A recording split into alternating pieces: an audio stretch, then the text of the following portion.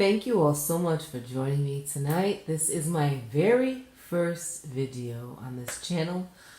I thought that I wanted to kind of capture my travel nurse experience from the very beginning, and this was a perfect way to do it. So thank you so much for joining me.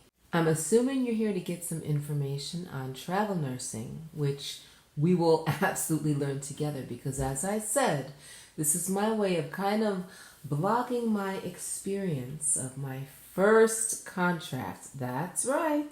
I am looking to secure my very first travel nurse contract. Now, a little bit about me. I am an ER nurse. I've been an emergency department nurse for 10 years. And I think I'm ready. Everyone says, you really have to make sure you're ready and confident in your field and should have at least 2 to 4 years experience before you venture out to travel. Now, listen, if you're an ER nurse, you're comfortable in your field, but you never know what's going to walk through that door. And every situation, every code, everything is very unique and very individualized. So, 10 years now, I think I feel confident enough to be able to go to a different hospital and hold my own, or at least tread some water. That's where we're at. I'm looking to actually leave my state for a few days a week and come back every week to spend a few days with my husband. Now, I know that sounds crazy, but it's possible. I actually worked with a nurse, Christina, who was awesome. And she would fly in from Florida. She would work her 312s, and then she would fly back to Florida and have her week off. And it seemed so crazy at the time. But now that I've been doing this for 10 years, I'm thinking, you know what? The money might be worth it for me to, I don't have any children as yet, to leave for a few days and come home. We'd be making more money with my income doing that than we are making together with me working in my home state. I know it sounds crazy. So they say that's the first thing to consider when looking for a travel nurse gig is how much experience do you have? How confident do you feel? Can you take care of the sickest patient on your unit? Do you feel confident doing that? And I do. And I also feel confident enough to ask questions and to know when I need a second hand.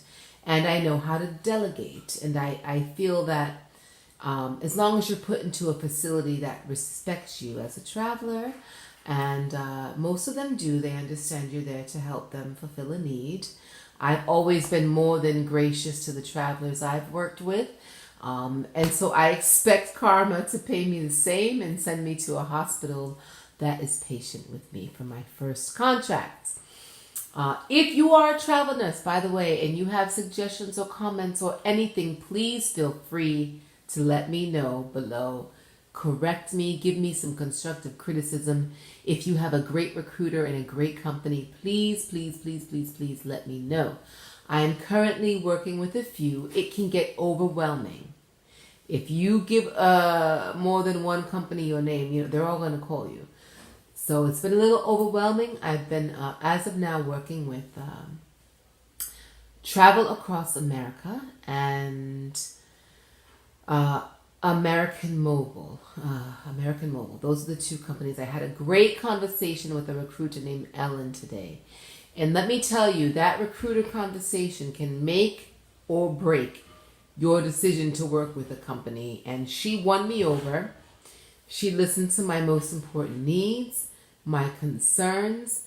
She never said no. She always said there's something we can do. There's something we can find for you here. I'm looking to go to somewhere warm. I'm looking to maybe go to Florida for my first contract. And she's more than willing to work with me as a first timer and kind of explain all of the ins and outs. And I cannot wait to share all of them with you as I learn them. As I said, it's going to be a learning process for all of us. I'm not a fan of 12-hour shifts, but I get it. I understand that's pretty much If I'm looking to come home and spend some time with my husband, I'm going to have to work the 312s in a row, which I'm totally dreading and completely was so happy to be away from. But it is what it is. I work my 312s and come home. The money, as you know right now for traveling nurses, it's insane.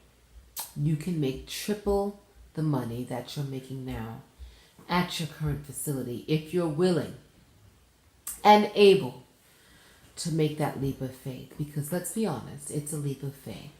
Especially to those of us who have a great resume and a great career. We've got all of our certifications, our TNCC, our PALS, our BLS, our ACLS, all of it's all intact. But it's still a little daunting. We have to be dauntless. We have to break the matrix right now and tap into the most money that nurses can be making. And as far as I can see right now, it's in traveling. It's in traveling. So let me know, what are your reasons for wanting to travel, nurse? Let me know below. Please let me know if you have any suggestions or any companies that you've worked with that you think were great. Now, I did speak with Aya Healthcare, but I did not vibe with the recruiter. I'm not saying anything bad about Aya. I'm not bad talking to them. They're a huge company and a lot of people recommend them, and I'm sure they do great work. But that's why I say that initial contact, that initial phone call you have with that recruiter is so important.